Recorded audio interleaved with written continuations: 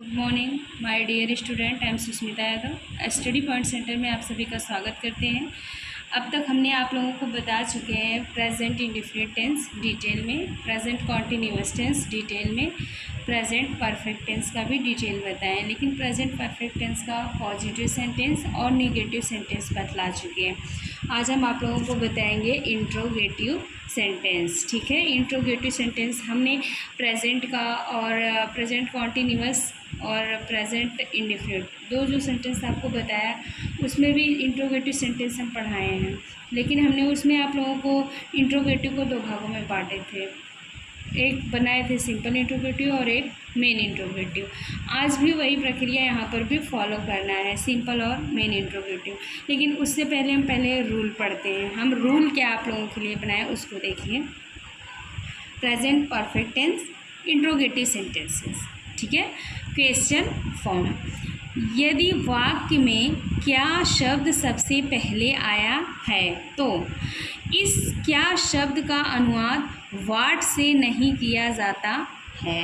आपको ट्रांसलेट, ये मेरे प्रेजेंट परफेक्ट का या हो या प्रेजेंट इंडेफिनिट का हो या प्रेजेंट कॉन्टिन्यूअस का हो या प्रेजेंट परफेक्ट कॉन्टिन्यूअस का, पास्ट के किसी भी सेंटेंस का हो या फ्यूचर के, ये रूल सब पे फॉलो होता है। सारे सेंटेंस पर, ये सारे टेंस के सेंटेंस जो होते हैं सब पे ये रूल फॉलो होता है। क्या रूल फॉलो होता है कि यदि वाक्य की शुरुआत जो होती है क्या शब्द से होती है, वाक्य के शुरुआती तौर पे क्या वर्ड आ जाता है, तो उस समय क्या होता है, और उसके बाद पूरा सेंटेंस होता है और लास्ट में क्वेश्चन वर्ड लगा होता है, तो उस समय हम क्या करते हैं कि व्हाट, मतलब व्हाट मीन्स क्या होता है, तो हम क्या की अंग्रेजी व्हाट नहीं लिखते हैं, बल्कि क्या करते हैं, बल्कि हैव हैज को कर्ता से पहले कर्ता के अनुसार लिखा जाता है।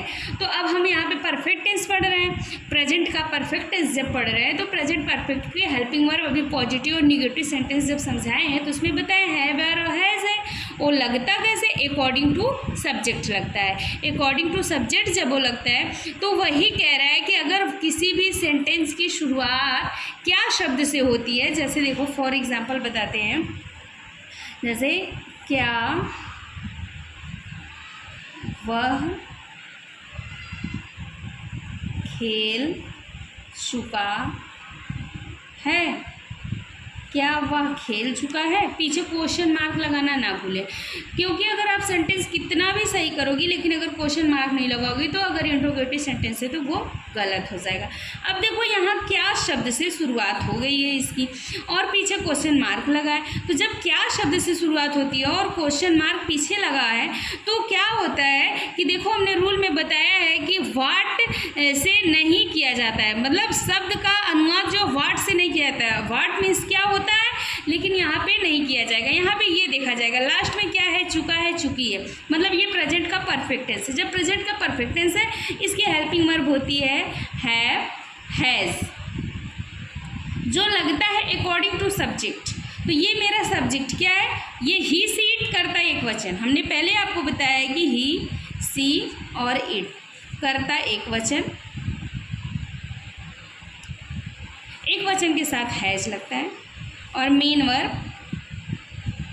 वर्ब की थर्ड फॉर्म लगती है। ठीक है, तो वही बात है, यहाँ पे क्या है, ही है, इसके साथ हैज लगेगा। जब इसके साथ हैज लगेगा बस उसी हैज को हम आगे कर देंगे, हैज फिर ही, हैज ही सब्जेक्ट, पहले आपको क्या लगेगा हेल्पिंग वर्ब फिर सब्जेक्ट, फिर उसके बाद क्या है आपकी मेन वर्ब PLAY प्ले। क्या वह खेल चुका है, कौन, वह क्या खेल चुका है, बस इसमें एक सब्जेक्ट है और एक मेन वर्ब है। ठीक है, तो हेल्पिंग वर्ब आगे की है, फिर सब्जेक्ट फिर मेन वर्ब। लेकिन मेन वर्ब में हमने बताया कि मेन वर्ब में क्या लगती है, थर्ड फॉर्म लगती है, तो प्ले की थर्ड फॉर्म हो जाती है प्लेड, फिर क्वेश्चन मार्क लगा देते हैं। ये ट्रांसलेट आई होप आप लोगों को समझ में आ गया होगा। ठीक है, जैसे एक एग्जाम्पल और आप लोगों को बता देते हैं, जैसे बोले क्या वह पढ़ चुका है, क्या वह पढ़ चुका है। अगर ऐसा सेंटेंस आ जा रहा है क्या वह पढ़ चुका है, पीछे क्वेश्चन मार्क, आगे किससे शुरुआत हुई है, क्या शब्द से शुरुआत हुई है, क्या शब्द से शुरुआत हुई है, यहाँ वह है, हमने ही सीट करता है एक वचन के साथ बताया क्या लगता है हेल्पिंग वर्ब हैज लगती है, ठीक है, और मेन वर्ब की थर्ड फॉर्म लगती है। तो बस जस्ट हैज को आगे करोगे, हैज, ही, फिर क्या होगा READ। हमने बताया कि मेन वर्ब की थर्ड फॉर्म लगेगी, लेकिन रीड की कोई थर्ड फॉर्म नहीं होती है, रीड रीड रीड ही होता है। रीड की तीनों फॉर्म सेम होती है। आई होप ये भी एग्जाम्पल आप लोगों को समझ में आ गया होगा। अब हम तीसरा एग्जाम्पल आप लोगों को ये बताते हैं कि आई भी यूज करता बहुवचन, ही से ईट करता एक वचन के साथ तो हो गया, लेकिन आई भी यूज करता बहुवचन के साथ कैसे होगा? Simple interrogative. इसे simple interrogative SIMPLE simple interrogative के नाम से जाना जाता है, ठीक है। बहुत ही कंसंट्रेशन के साथ इस वीडियो को देखिएगा, क्योंकि बड़ी शिद्दत के साथ हम पढ़ा रहे हैं। देखिए क्या है, आई, वी, यू और दे, कर्ता बहुवचन के साथ क्या लगता है? हैव, और मेन वर्ब थर्ड फॉर्म लगती है। ये हेल्पिंग वर्ब है, ठीक है, क्या है? हेल्पिंग वर्ब है।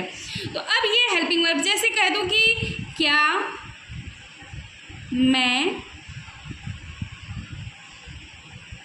पढ़ा चुकी हूँ? क्या मैं पढ़ा चुकी हूँ? क्वेश्चन मार्क लगा दे। एक मिनट, यहाँ पे क्वेश्चन मार्क लगाना था, ठीक है। क्या मैं पढ़ा चुकी हूँ, ऐसा क्वेश्चन पूछ दे। अब देखो ये क्या है? आई बी यू दे कर्ता बहुवचन है। बस हम क्या करेंगे, यहाँ क्या से शुरुआत है देखेंगे। कर्ता हमारा क्या है? कर्ता हमारा जो सब्जेक्ट है ये है मैं, आई, ठीक है। तो आई से पहले हम क्या लगाएंगे? हैव, फिर आई, हैव आई, फिर उसके बाद हम क्या करेंगे? क्या है? पढ़ा चुकी है। पढ़ना का तो रीड होता है, लेकिन पढ़ाना का क्या होता है? Teach, TEACH, teach. लेकिन क्या होता है कि जब इसकी थर्ड फॉर्म लिखनी है तो टीच का फॉर्म जो होता है वो होता है टॉट, TOUGHT, ठीक है। जब ये टॉट होता है, पीछे क्वेश्चन मार्क लगा दोगे, इसका सही ट्रांसलेट हो जाएगा have I taught, TOUGHT, question mark, have I taught, क्या मैं पढ़ा चुकी हूँ, ठीक है। आई होप ट्रांसलेट समझ में आ गया होगा। Thank you so very much watching my video. Like and subscribe. इतना ही काफ़ी।